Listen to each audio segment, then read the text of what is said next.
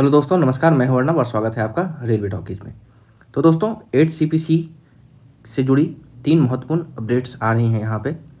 पहला तो ये है कि दोस्तों आपको, जैसे कि मैंने पिछले वीडियो में बताया था कि different unions and different associations जो कि जुड़ी हुई हैं डायरेक्ट 8 सीपीसी एनसीजेसीएम से, मतलब नेशनल कमेटी फॉर नेगोशिएशन जो करेंगी सरकार के साथ, उनके बीच में फिटमेंट फैक्टर को लेकर सहमति में थोड़ा सा फर्क आ रहा था। मतलब कि किन्होंने 2.86 प्रपोज किया था और किसी ने 3, किसी ने 3.25। तो कहीं ना कहीं एक सिंगल सहमति वाला फिटमेंट फैक्टर उनको लास्ट में प्रपोज करना पड़ेगा, जो कि जिसका कि डेडलाइन जो था वो 16 मार्च था पहले। अब उसको दोस्तों एक्सटेंड कर दिया गया है। ये डेडलाइन 31 मार्च 2026 कर दिया गया है कि जितने भी डिफरेंट मेमोरेंडम्स हैं from different unions and associations and कर्मचारी के भी जो और सिटीजन्स के भी जो मेमोरेंडम है वो 31 मार्च 2026 से पहले आयोग के वेबसाइट पे सबमिट हो जाने चाहिए। ये आयोग ने अपने ऑफिशियल वेबसाइट पे भी अपडेट किया है कि 31 मार्च 2026 तक इसको एक्सटेंड किया गया है। उसके बाद ये सारी ही जानकारी जो भी निकल के आ रही हैं, खास करके ये जो IRTSA आप जानते होंगे, Indian railway technical supervisors association है, उनके तरफ से बड़ी अपडेट निकल के आ रही है। और ख़ास करके रेलवे कर्मचारियों के लिए ये बहुत ही महत्वपूर्ण रहने वाला है। इसलिए मैं सारे ही जानकारी को स्लाइड के माध्यम से आपको समझाने के लिए यहाँ पे आया हूँ और इसको हम लोग डिटेल में चर्चा करेंगे।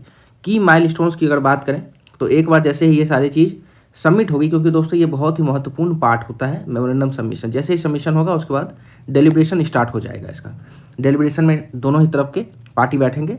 उसके बाद डेलिब्रेशन खत्म होने के बाद इम्प्लीमेंटेशन प्रोसेस स्टार्ट होता है। लास्ट में असेसमेंट होगा, क्या इम्पैक्ट पड़ता है सरकार के खजाने पे।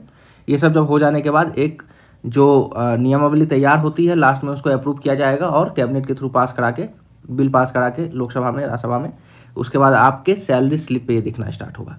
ये तो रही अभी जो ऑन गोइंग मीटिंग्स हैं इसकी बात। मगर हाँ, IRTSA ने क्या मुद्दा उठाया है आप इसको ज़रूर देखो।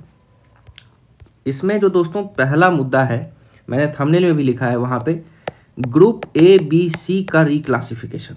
और कहीं ना कहीं इन्होंने जो लॉजिक दिया है जो बहुत ही लॉजिकल है। इनका कहना है कि ओल्ड सिस्टम से जो ग्रुप ABC एम्प्लॉयज़ को हम वर्गीकरण करते हुए चले आ रहे थे, जैसे कि ग्रुप A में एग्जीक्यूटिव मैनेजमेंट, B में प्रोफेशनल एंड टेक्निकल कर्मचारी और C में हमारे एडमिनिस्ट्रेटिव एंड ऑपरेशन से डायरेक्ट ग्राउंड वर्क से जुड़े हुए कर्मचारी होते हैं। तो इसको अब चेंज करना चाहिए। मतलब यहाँ पे दोस्तों खास करके टेक्निकल सुपरवाइजर्स जो होते हैं इंडियन रेलवे में, JE and SSA level 6 and level 7 में, उनका मुद्दा उठाया गया है। और बहुत दिनों से ये डिमांड चलता आ रहा है कि कम से कम JE को non gazetted and JE and SSC दोनों को non gazetted group B post में रखा जाए। और जो मतलब MACPA भी मिलता है, नॉन फंक्शनल फाइनेंशियल अपग्रेडेशन मिलता है, इसको फंक्शनल किया जाए।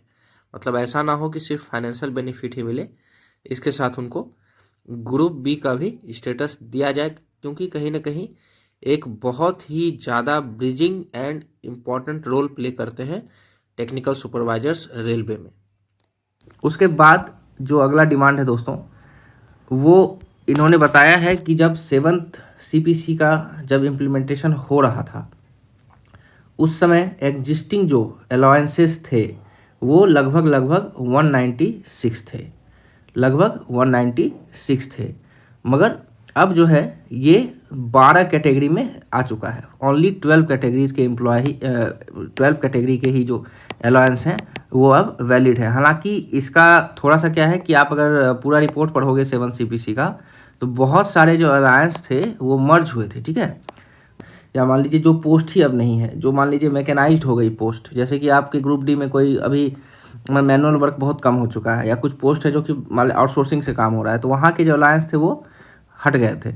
तो मगर फिर भी बहुत सारे अलायंस जो थे उसमें इनका कहना है कि घटा दिया गया है। अलायंस का जो क्वांटम है वो ड्रास्टिकली चेंज हुआ है। तो इस पर पुनर्विचार करने की ज़रूरत है। मतलब मान लीजिए जो एम्प्लॉय हैं, अलाउंसेज एक बहुत ही इम्पॉर्टेंट हिस्सा होता है सैलरी का, और जो भी एक्स्ट्रा काम या जो भी काम वो करते हैं उसमें फाइनेंशियली हेल्पफुल भी होता है और कहीं ना कहीं एक मोटिवेशनल कंटेंट है अलाउंस। तो अलाउंस को फिर से एक बार पुनर्विचार किया जाए और जो ज़रूरत की अलाउंसेज अभी भी हैं उनको री इंट्रोड्यूस करने की यहाँ पे बात की गई है। अगला टॉपिक हम देखेंगे दोस्तों, वो है कि प्रमोशनल सिस्टम्स जो है, प्रमोशनल सिस्टम्स में रिवैम्पिंग होना चाहिए, चेंज होना चाहिए।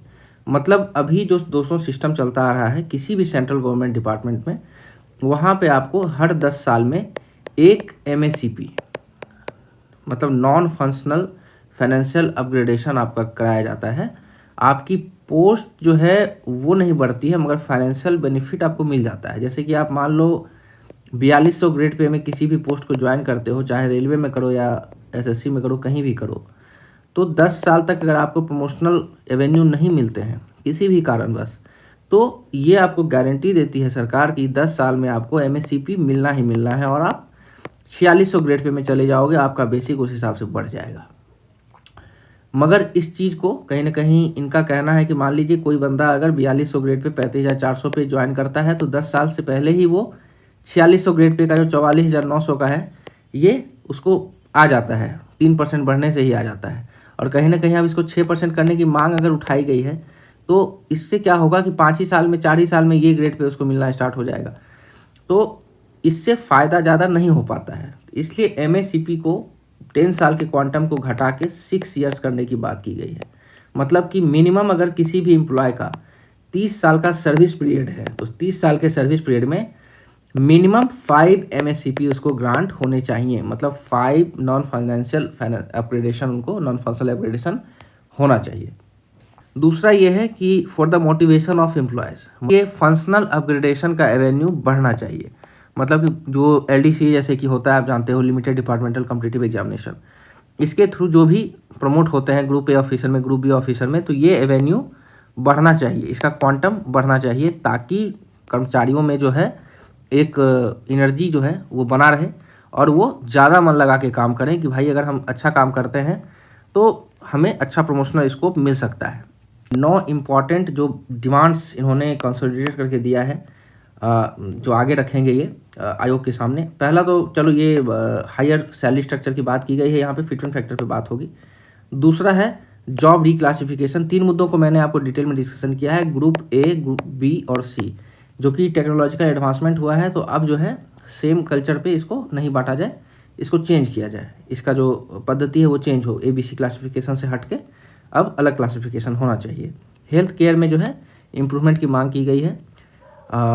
जैसे कि आपका रेफरल जो होता है, जिसमें प्रॉब्लम होती है, प्राइवेट में दिखाने में प्रॉब्लम होता है, CGHS स्कीम को और बेहतर करने की बात की गई है। पेंशनर्स की बेनिफिट की बात की गई है। अलाउंसेज जो घटा दिए गए थे उसको रीइंट्रोड्यूस कुछ अलाउंस को करने की बात की गई है, जो कि ज़रूरी है। जॉब सिक्योरिटी या स्टेबिलिटी पे बात की गई है कि गारंटीड परमानेंट एम्प्लॉयमेंट हो और आउटसोर्सिंग कम हो। टाइमली प्रमोशंस की यहाँ पे भी बात की गई है कि जैसे कि MACP जो है मिनिमम आपको 30 साल के करियर में 6 साल पे आपको 5 MACP ग्रांट होने चाहिए। बेटर वर्किंग कंडीशन की बात की गई है, जिसमें कि safety as well as facility दोनों पे ही ध्यान दिया जाए। ऐसा नहीं कि सिर्फ सेफ्टी है तो फैसिलिटी नहीं है, फैसिलिटी तो सेफ्टी नहीं है। इससे क्या होगा कि आपका जो आउटटर्न है, आपका जो आउटपुट है वो भी अच्छा होगा। स्किल डेवलपमेंट एंड ट्रेनिंग पे भी जोर देने की बात की गई है।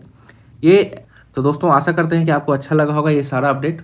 आप ट्यून्ड अप रहें रेलवे टॉकीज के साथ आगे के सारे ही न्यूज़ एंड अपडेट्स के लिए, HCP से जुड़ा हुआ जो भी है उसके लिए। तो ठीक है दोस्तों, फिर किसी नेक्स्ट वीडियो में आपके साथ मिलेंगे, तब तक के लिए धन्यवाद।